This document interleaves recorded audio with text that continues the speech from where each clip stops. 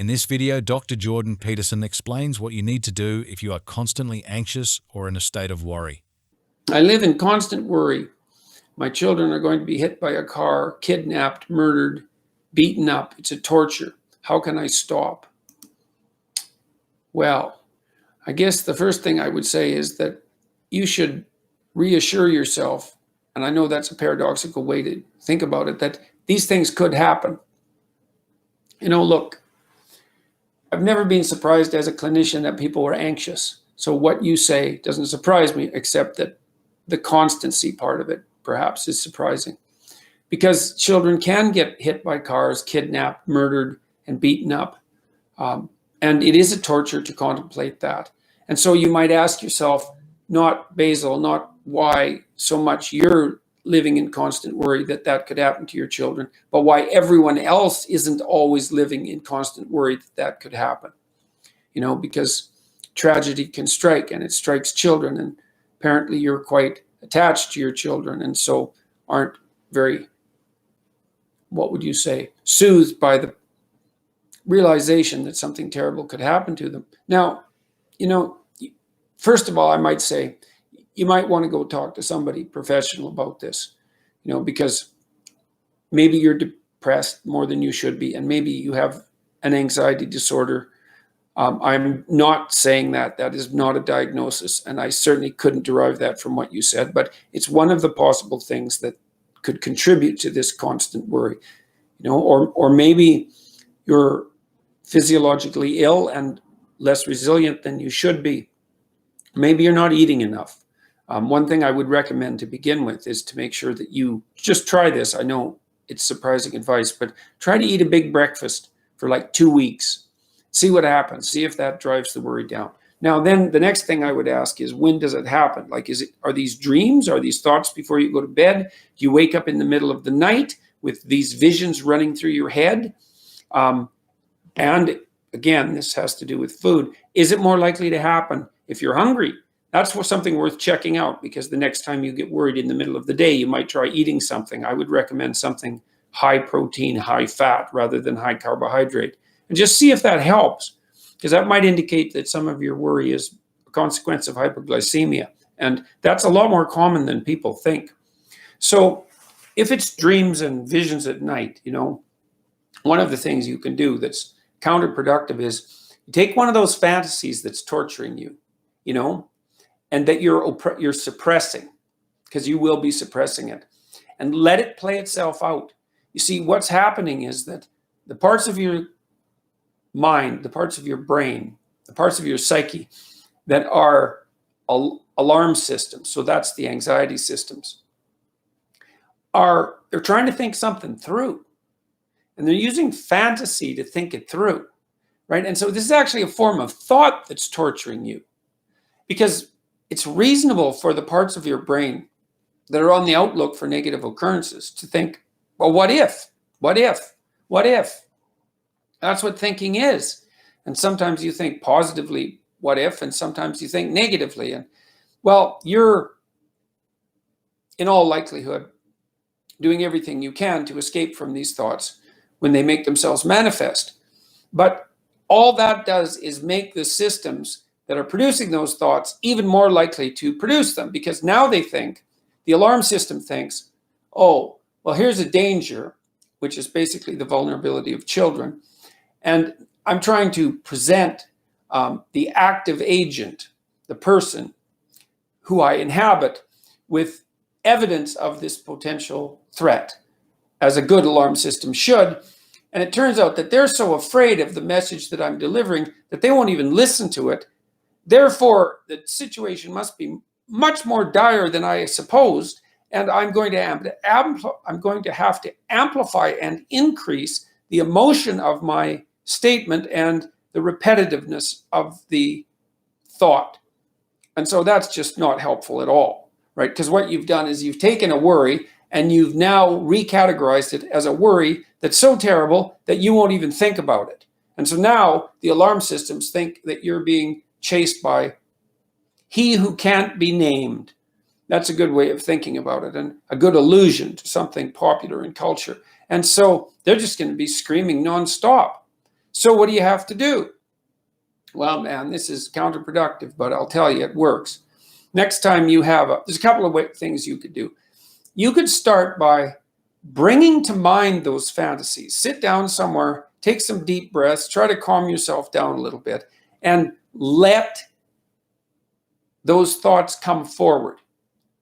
You know what they are. And then watch them like you're watching a movie. Even if it's a horror movie, watch them. Let the whole fantasy play out and see what comes out at the end. Now, even if it's going to be frightening to do this. Now, look, even if the vision is quite horrific, right? The entire thought is quite horrific. You have now indicated to your anxiety systems that you have enough courage to face the worrisome event. And just that alone should be helpful. Now, you may have to do this multiple times, and you might have to do it with all the thoughts. And you'll know that you'll have done it. You'll know that you've done it enough when doing it starts to become mundane, when all the emotion goes out of it. And if you're particularly frightened, that might take a long time.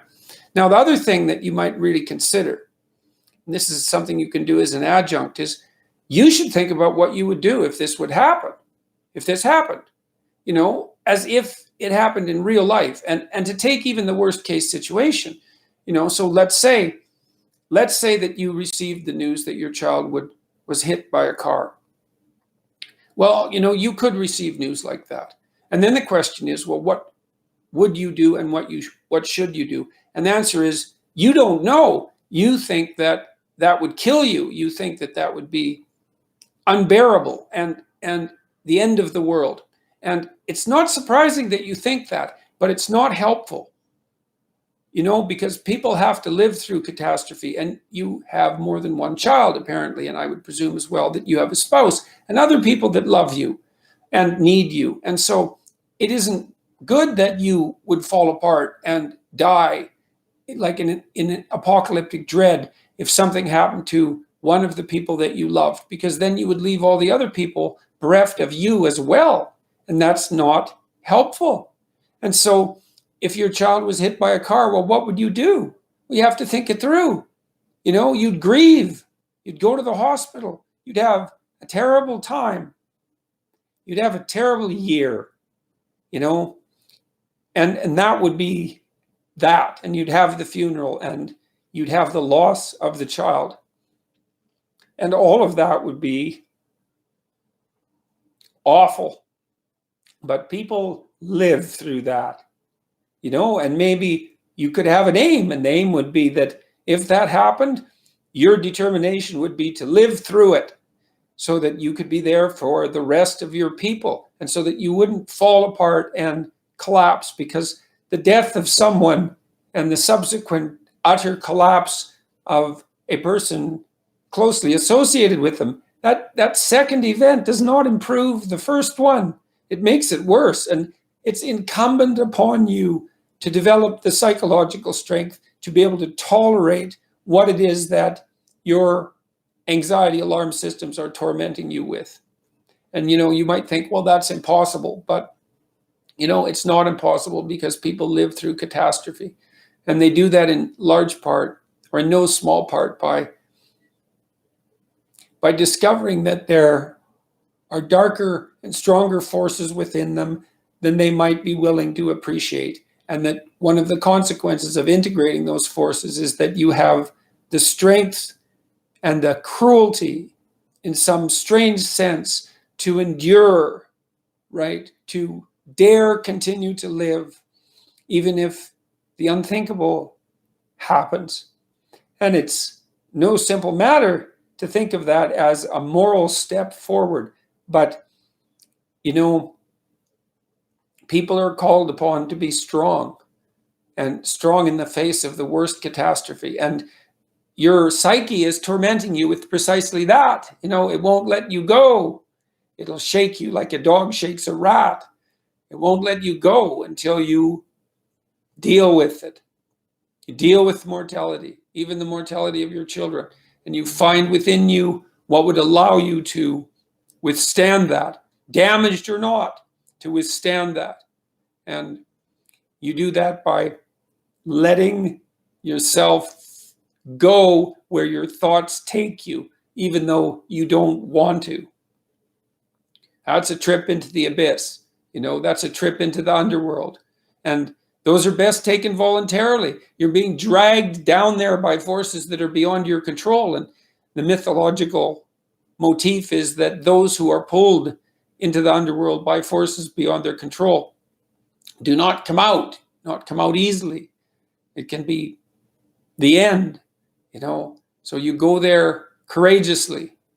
And so if you're a parent, one of the places you have to go courageously is to that place where your children are ill or dying or deceased.